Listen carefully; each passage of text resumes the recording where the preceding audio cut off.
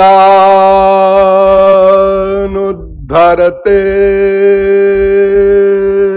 जगन्ति बहते भूगोलमुद्विभ्रते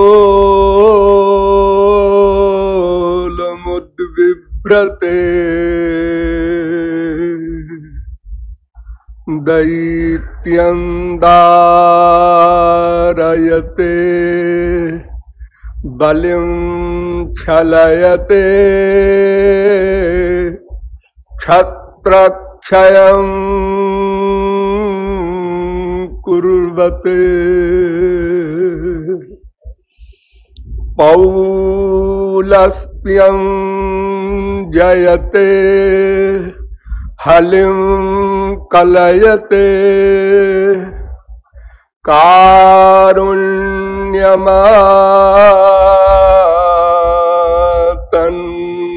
कारुण्यमातन्वते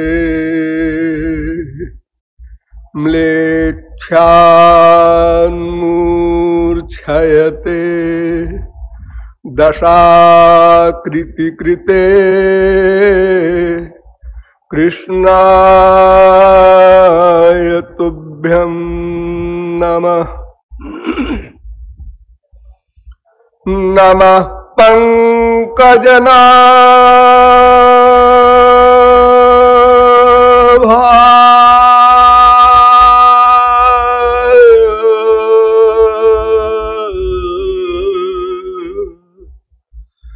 नमः पंकजमालिने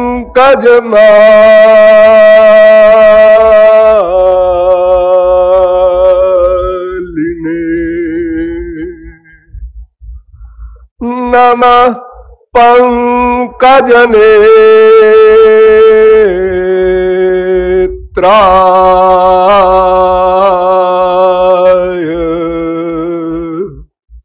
नमस्ते पंकजांघ्रये।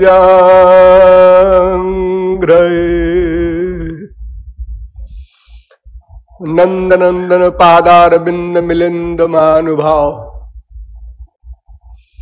नियमानुसार थोड़ी देर हरिनाम संकीर्तन कर लीजिए। पश्चात होली के पर्व पर कुछ प्रकाश डाला जाएगा। भजो गिरिधर गोविंद गोपाला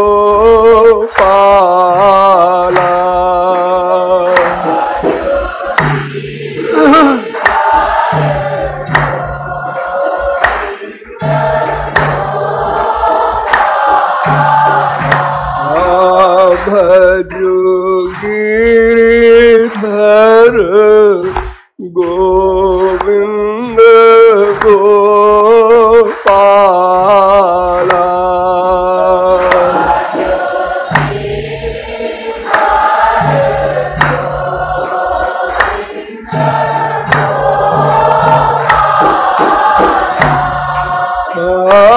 भजो गिरिधर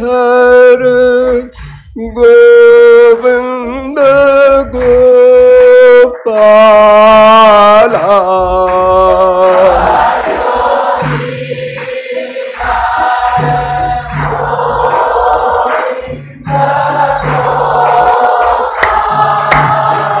हरे भजो गिरिधर गोविंद गोपाला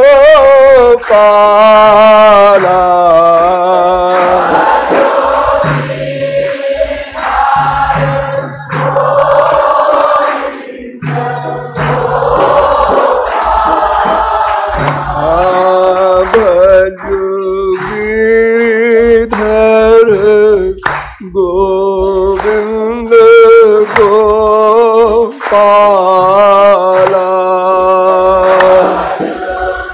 श्री राधे हरे भजो गिरिधर गोविंद गोपाला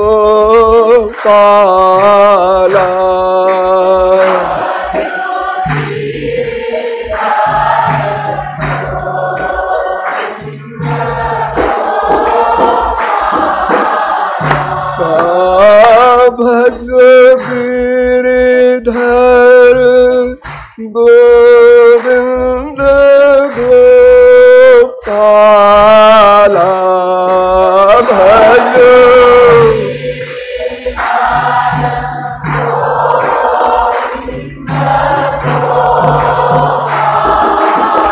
हरे भज गिरिधर गोविंद गोपाला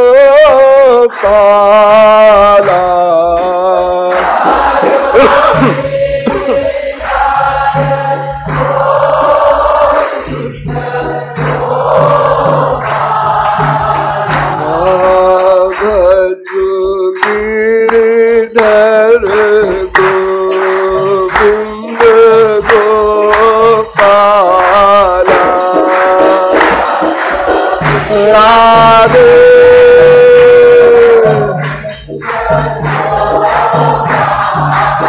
हरे भज गिरिधर गोविंद गोपाला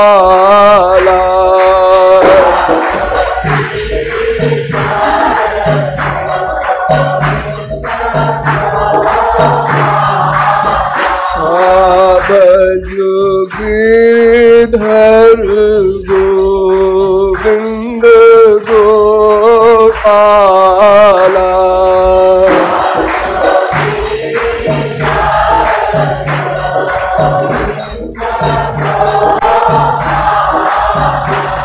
बोलिए वृंदावन बिहारी लाल की। अब आप लोग सावधान हो जाएं।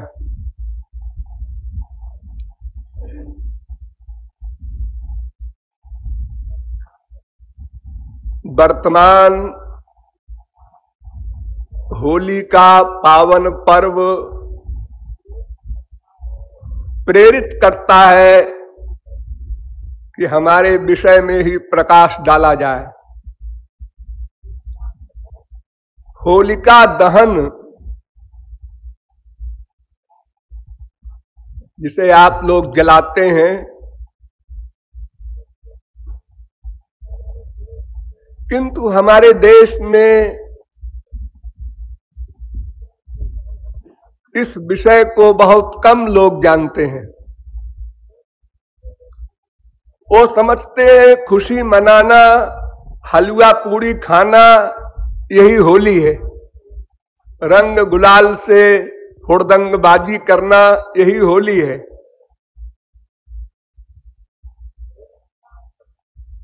होली का पवित्र पर्व प्रहलाद चरित्र है। होली का पर्याय है प्रहलाद चरित्र।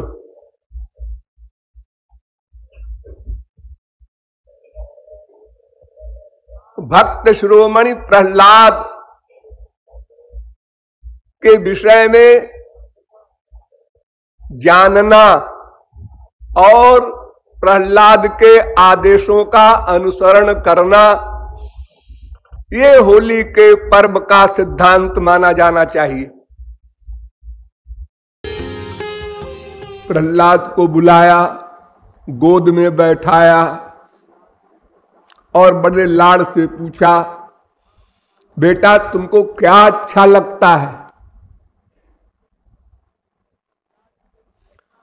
प्रहलाद ने ऐसा उत्तर दिया कि हिरण्याक्ष के वध का जो कष्ट था उससे भी बड़ा कष्ट हुआ हिरण्यकशिपु को।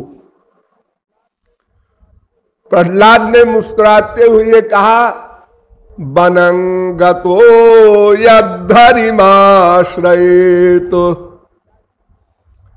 पिताजी, हमको सबसे अच्छा लगता है कि जंगल में जाकर के भगवान श्री कृष्ण की निरंतर उपासना करूं। जो जन्मजात शत्रु है उसका बेटा उपासना की बात करे। हिरण्यकशिपु क्रोध में अंधा हो गया और गुरु के पुत्रों को बुलाया। षंड, अमर्क, ये 2 शुक्राचार्य के पुत्र थे, और उनसे कहा इसको ले जाओ, हमारी आंख के सामने न रहे, इसको समझाओ, पढ़ाओ, लिखाओ, साम दाम दंड भेद राजाओं का जो लक्ष्य है, जो सब्जेक्ट है, उसका ज्ञान कराओ। प्रहलाद गए, उनको पढ़ना क्या था? वो तो सिद्ध महापुरुष थे गर्भ में ही, फिर भी एक्टिंग में जो गुरु जी पढ़ाते वो प्रहलाद बेमनी से सुना देते थे। प्रहलाद तो छोटी आयु में ही कृष्ण ग्रह गृहीतात्मा न वेद जगदीदृशम, कृष्ण रूपी ग्रह उनको लग गया था, इसलिए वे जगत को कुछ समझते ही नहीं थे। संसार भी कोई तत्व है, मां हो, बाप हो, भाई हो, बेटा हो, पति हो, बीबी हो, ऐश्वर्य है संसार का, ये सब उनको 0/100। सदा श्री कृष्ण प्रेम में विभोर रहते थे, पैदा होते से ही। क्वचित तद्भावना युक्त तन्मयो नुचकार, कभी कभी तो इतने विभोर हो जाते थे श्री कृष्ण प्रेम में कि भूल जाते थे मैं प्रहलाद हूं, अपने को श्री कृष्ण मानने लगते थे और वैसा ही व्यवहार करने लगते थे।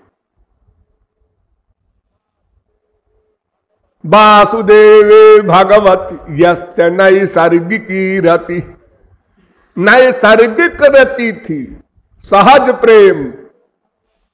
जैसे हम लोग भगवान से प्रेम करने का अभ्यास कर रहे हैं, साधना कर रहे हैं, ऐसे उन्होंने नहीं किया। वो नित्य सिद्ध महापुरुषों की भांति गर्भ में ही परिपूर्ण होकर निकले थे। कुछ दिनों बाद फिर बुलाया पिताजी ने और फिर गोद में बिठाया, क्षमा कर दिया, बच्चा है। अब असुर गुरु के जो लड़के हैं उन दोनों के पढ़ाने से अब बोध हो गया होगा। फिर गोद में बिठाकर पूछा, बेटा अब बताओ तुम्हें क्या अच्छा लगता है, तुमने क्या पढ़ा है, क्या समझा है अब तक गुरुपुत्रों से? प्रहलाद ने उत्तर दिया, श्रवणम कीर्तनम विष्णोरर्चनम पाद सेवनम स्मरणम वंदनम दास्यम सख्यम आत्मनिवेदनम इति पुंसार्पिता विष्णु भक्तिश्चेत नवलक्षणा। 9 प्रकार की भक्ति गिना दिया प्रहलाद ने कि हमको ये अच्छी लगती है। अब तो आग बबूला हो गया हिरण्यकशिपु। ये प्रहलाद की बताई हुई नवधा भक्ति समस्त वैष्णवाचार्यों ने अपनाई है। निम्बारकाचार्य, रामानुजाचार्य, वल्लभाचार्य, गौरांग महाप्रभु, सभी आचार्यों ने भागवत की प्रहलाद की बताई हुई नवधा भक्ति को सब ने अपनाया है। वैसे भागवत में एकधा, द्विधा, त्रिधा, चतुर्धा, पंचधा, सोढ़ा, सप्तधा, अष्टधा, पंचविंशतिधा भक्ति तक है, यानी 25 प्रकार तक की भक्ति लिखी है, कहीं 20 प्रकार की, कहीं 10 प्रकार की, अलग अलग प्रकरण में। लेकिन प्रहलाद की बताई हुई नवधा भक्ति ही ग्राह्य हुई। तो प्रहलाद ने कहा कि महाराज भगवान को समर्पित हो जाए, श्री कृष्ण को पहले अपना सर्वस्व समर्पित कर दे, फिर उसके बाद नवधा भक्ति करे, मैंने इतना ज्ञान प्राप्त किया है। तो प्रहलाद ने कहा कि महाराज भगवान को समर्पित हो जाए, श्री कृष्ण को पहले अपना सर्वस्व समर्पित कर दे, फिर उसके बाद नवधा भक्ति करे, मैंने इतना ज्ञान प्राप्त किया है। तो पिता ने प्रहलाद को उठाकर फेंक दिया क्रोध में और कहा असुरों से, अपने सेनापतियों से किसी भी प्रकार इसको मार डालो, अब इसमें सुधार नहीं होगा। तो असुरों ने भी अपना सब प्रकार का प्रयत्न कर डाला, पहाड़ से गिराया, समुद्र में फेंका, हाथी से दबवाया, सांपों से कटाया, जहर पिलाया, जो भी प्रक्रिया मार डालने के लिए पॉसिबल थी सब किया। फिर भी प्रहलाद का बाल बांका नहीं हुआ।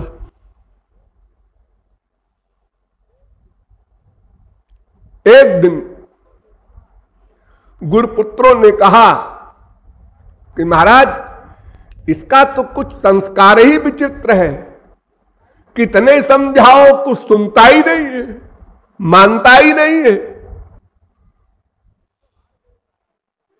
हम तो हार गए महाराज, चाहे हमको जो दंड दीजिए, अच्छा एक बार और कोशिश करो।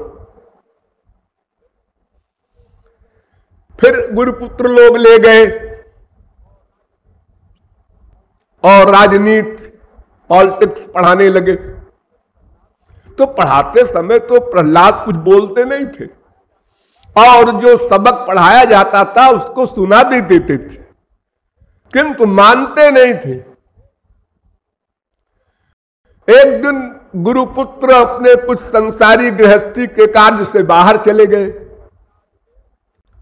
तो प्रहलाद ने अपने सहपाठियों को बुलाया। सब असुर बालक थे, राक्षसों के बच्चे पढ़ते थे प्रहलाद के साथ, सब 5-6 वर्ष के, 7 वर्ष के, 8 वर्ष के, ऐसे सबको बुलाकर बिठा लिया और उनको उपदेश देने लगे। वो उपदेश बड़ा इंपॉर्टेंट है।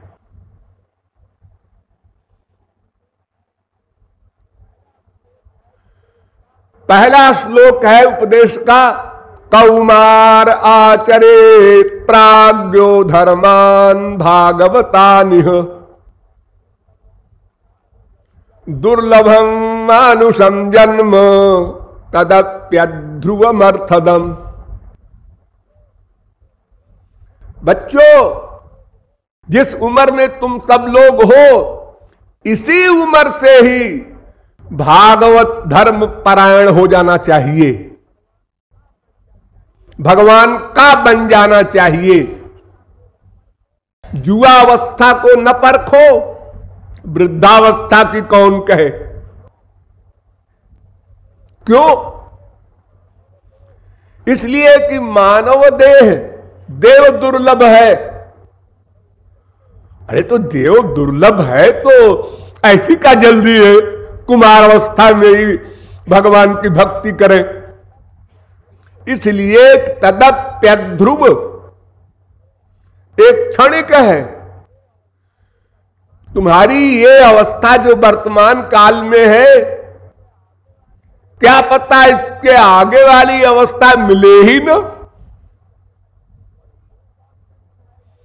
बड़ी इंपॉर्टेंट है ये मानव देह, लेकिन एक बड़ा दोष ये है कि ये क्षणिक है। इसलिए अगली आयु की प्रतीक्षा न करो, भागवत धर्म का आचरण करो। देखिए, 2 प्रकार का धर्म होता है, संक्षेप में समझ लीजिए। एक भागवत धर्म, एक माइक धर्म। भागवत धर्म को पर धर्म भी कहते हैं, स्वाभाविक धर्म भी कहते हैं, गुणातीत धर्म भी कहते हैं, भागवत धर्म भी कहते हैं, दिव्य धर्म भी कहते हैं, अनेक नाम।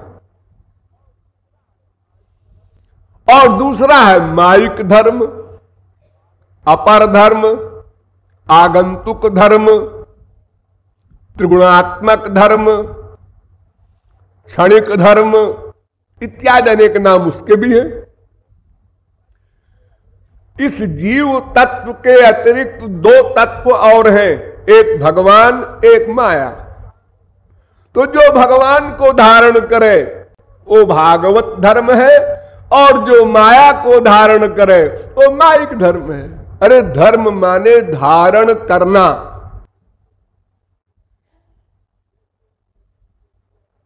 जैसे इस शरीर के लिए हम लोग अन्न धारण करते हैं, खाते हैं कि शरीर स्वस्थ रहे। कोई शरीर के समाप्त करने के लिए विष भी खाता है, हम मर जाएं आत्महत्या करने के लिए। कोई इस शरीर के लिए लोलुप होने के कारण गलत खाद्य पदार्थ खाता है, न वो स्वस्थ रहता है न वो मरता है, दुख भोगता रहता है सदा।